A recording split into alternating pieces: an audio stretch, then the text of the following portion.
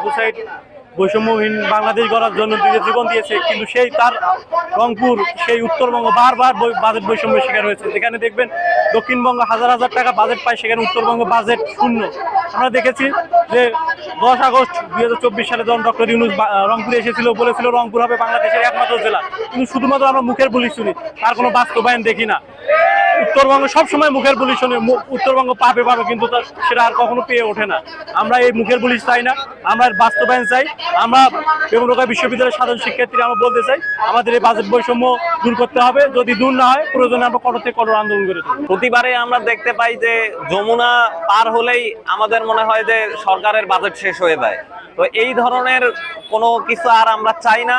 যেই বৈষম্য বিরোধী সরকার হিসেবে ইন্টারিম সরকার, অন্তর্বর্তীকালীন সরকার রয়েছে, আমরা এই রকম যে রাস্তায় আবার জুলাইয়ে দাঁড়াতে হবে, এইরকম আসলে এটা খুবই পরিতাপের বিষয়। আমরা চাই সুষম এবং সুষ্ঠু বন্টন নিশ্চিত করা হোক, নইলে কঠোর থেকে কঠোরতর কর্মসূচিতে আমরা ছাত্র সমাজ নামব।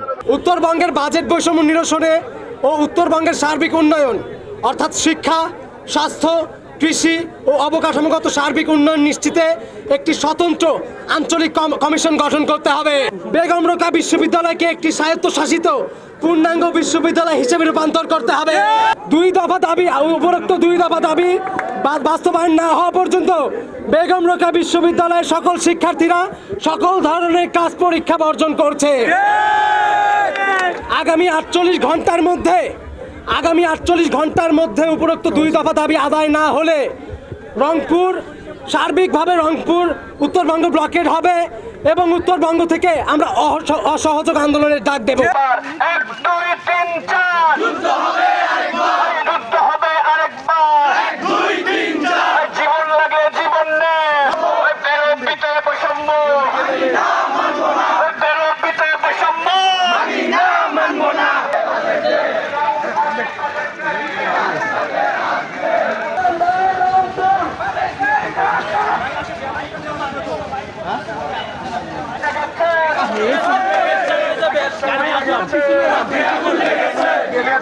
রংপুরের বৈষম্য